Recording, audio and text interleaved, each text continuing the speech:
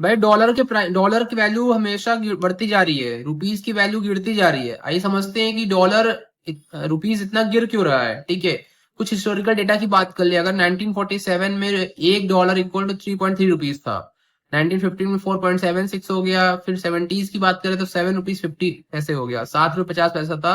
एक dollar equal to 7.5 रुपए था।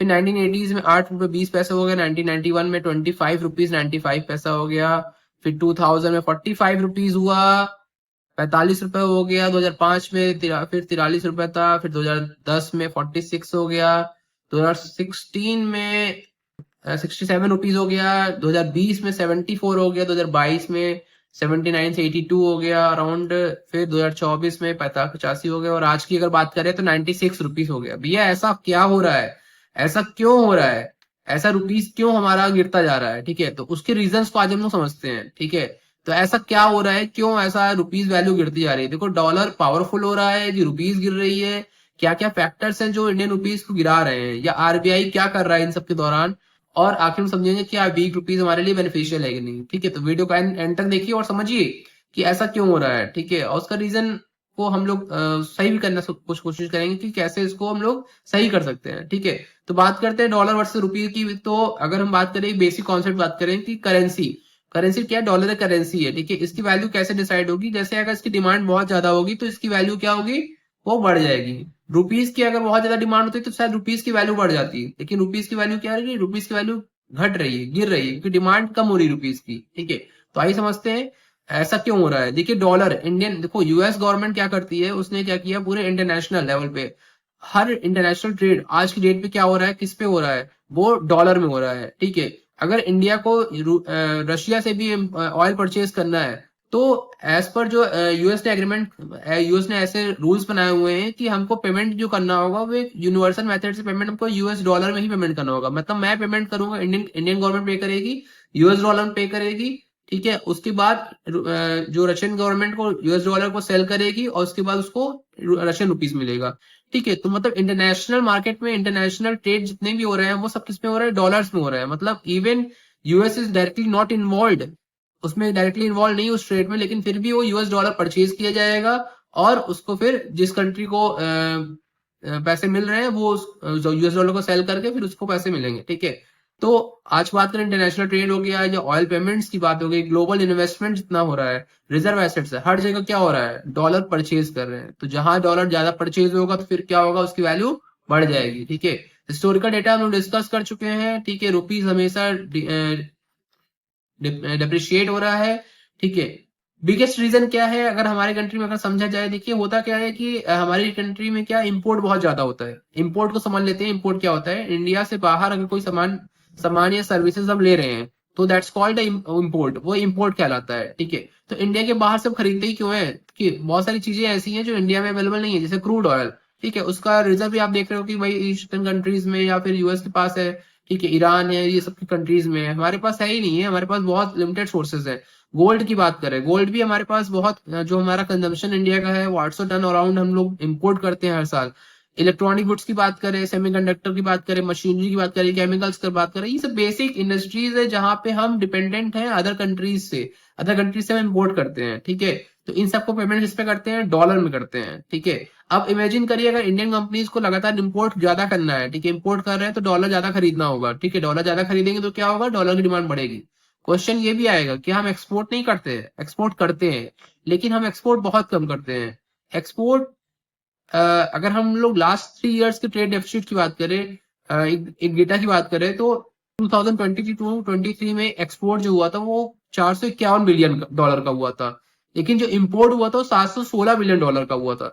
मतलब 265 बिलियन डॉलर का ट्रेड डेफिसिट था। ट्रेड डेफिसिट मतलब कि एक्सपोर्ट कम हुआ और इंपोर्ट ज्यादा हुआ। तो जब ऐसी सिचुएशन आएगी तो क्या होगा, हम इंपोर्ट ज्यादा कर रहे हैं, मतलब हम डॉलर ज्यादा परचेज कर रहे हैं। ठीक है, तो इसी तरह 23-24 का भी डेटा है जिसमें 240 बिलियन डॉलर का व्यापारिक घाटा हुआ था, ट्रेड डेफिसिट को व्यापारिक घाटा भी बोलते हैं। और 2024-25 में 282 बिलियन डॉलर का व्यापारिक घाटा है। तो ये व्यापारिक घाटा क्या करता है, इसमें हम लोग, इससे क्या हो रहा है, इससे हो रहा है कि हम लोग ज्यादा इंपोर्ट कर रहे हैं, तो ज्यादा डॉलर्स परचेज कर रहे हैं, जिससे उसकी डॉलर्स की वैल्यू बढ़ती जा रही है। ठीक है, ये तो एक रेगुलर रीजन हो गया। अभी की बात करें कि अभी बहुत ज्यादा क्यों एक इंक्रीज कर रहा है, रुपीज की वैल्यू गिर रही है, तो सबको पता है कि ऑयल की प्राइसेस जैसे ही वॉर शुरू हुआ ऑयल की प्राइसेस बढ़ने लगी। देखिए $20 पर बैरल का जो ऑयल मिलता था आज वो 100 या $80 पर बैरल के हिसाब से मिल रहा है। मतलब अब हमको इंडिया को जितना ऑयल इंपोर्ट करती थी उतने ही जैसे एक बैरल के लिए जो $20 से पेमेंट करती थी, ठीक है, तो आज इसका वैल्यू क्या हो गई, $100 हो गई। ठीक है, तो $100 परचेज करना पड़ेगा एक बैरल ऑयल परचेज करने के लिए। तो क्या होगा, ज्यादा डॉलर हमको परचेज करना होगा। तो अगेन वही सेम सिचुएशन की डॉलर ज्यादा परचेज कर रहे हैं। ठीक है, तो क्या हो रहा है हमारा, हमको डॉलर पेमेंट करना पड़, डॉलर की वैल्यू बढ़ रही है। ठीक है, और बात करें कि उसके बाद बात करें कि क्या और भी रीजन हो सकते हैं। यस ऑफ कोर्स और भी रीजन है। जैसे ही वॉर स्टार्ट हुई क्या हुआ कि लोग जो भी फॉरेन इंस्टीट्यूशनल इन्वेस्टर होते हैं या फिर जो ग्लोबल इन्वेस्टर होते हैं, जैसे उन्होंने बहुत इंडिया में मैक्सिमम पैसे लगाए हुए थे, स्टॉक मार्केट में इन्वेस्ट किया था, इंडिया का रिटर्न काफी अच्छा दे रहा था, लेकिन जैसे ही वॉर शुरू हुआ तो सबको चाहिए सिक्योरिटी। सिक्योरिटी कहाँ से मिलेगी, यूएस यूएस का जो बॉन्ड मार्केट है या यूएस में जो डॉलर है, तो उसमें सबसे ज्यादा लोगों का विश्वास है। तो लोग क्या करते हैं, वो इंडियन रुपीज में जो इन्वेस्टमेंट था उसको सेल कर दिया और उसको सेल करके डॉलर में यूएस के स्टॉक मार्केट में या यूएस के बॉन्ड में इन्वेस्ट कर रहे हैं। तो यहाँ क्या हो रहा है अगेन, तो जो हमारा इन्वेस्टमेंट जो हमारे यहाँ जो होल्ड कर रहे थे उसको वो इन्वेस्टमेंट सेल कर दिया। ठीक है, जैसे ही सेल करेंगे तो फिर उसको क्या होगा, उनको पैसा उनको अपने यूएस कंट्री में ले जाना है, तो वो रुपीज को सेल आउट करेंगे। ठीक है, और फिर डॉलर को परचेज करेंगे। तो अगेन वही हुआ, रुपीज को यहाँ पे सेल कर रहे हैं, रुपीज का वैल्यू गिर रहा है। तो these are the basic reasons जिससे कि ये हमारा डॉलर रुपीज जो है हमारा गिरता जा रहा है। ठीक है, तो ये चाहे इन्वेस्टर की बात कर ले या हमारा जो ट्रेड डेफिसिट बहुत ज्यादा हो रहा है। और इसी दौरान आपको ये समझना पड़ेगा कि मोदी जी ने इसीलिए हम लोग को रिस्ट्रिक्शन दिया कि भाई गोल्ड आप इंपोर्ट कम करो या ऑयल का हमको इंपोर्ट कम करना पड़ेगा। ठीक है, बट वो अलग बात है कि ये चीजें बहुत ऐसी चीजें हैं जैसे, चलिए गोल्ड का आप इंपोर्ट कम कर सकते हैं बट ऑयल कंजम्पशन तो अगर हम हमारे पास ऑल्टरनेटिव ऑप्शन नहीं है, अगर आपके पास पेट्रोल की गाड़ी है तो आप तो उतना ट्रैवल करोगे। हाँ, एक्सेसिव अगर आप ट्रैवल कर रहे हो तो वो आप उसको अवॉइड कर सकते हो या पब्लिक कूलिंग कर सकते हो, वहां पे वो चीज आप कर सकते हो। अच्छा, बात करते हैं कि अभी इसमें आरबीआई का क्या रोल है, आरबीआई कुछ कर रहा है क्या। यस ऑफकोर्स आरबीआई करता है।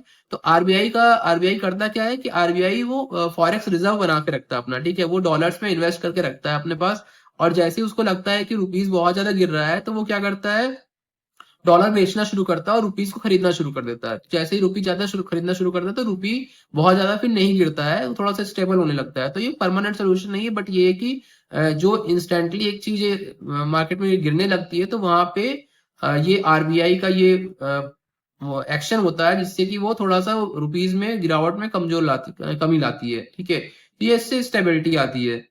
तो ठीक है, अब हम बात करें कि अगर कि तो हम लोग को एक सोल्यूशन यही है कि भाई अगर हम लोग का जो ट्रेड डेफिसिट है, ठीक है, वो अगर हमारा सुधर जाए या फिर जो वॉर में जो चल रहा है उसके प्राइसेस थोड़ा सा सेटल डाउन हो जाए तो हमारा रुपीज गिरना बंद हो जाएगा। तो आई होप आपको समझ में आया होगा, और नेक्स्ट वीडियो हमारी इसी से रिलेटेड बनेगी कि एक्सपोर्ट हम लोग कैसे करें। ठीक है, एक्सपोर्ट कैसे करें, एक्सपोर्ट बढ़ाएं कैसे, उसका डेटा क्या है, करेंटली हम लोग एक्सपोर्ट इंडिया से क्या क्या चीजों में एक्सपोर्ट हो रहा है उसकी वीडियो बनाएंगे, तो उस वीडियो को भी देखिएगा। और आई होप आपको ये वीडियो पसंद आई होगी। अगर पसंद आई तो लाइक करिए, शेयर करिए और चैनल को सब्सक्राइब करिए। Thank you.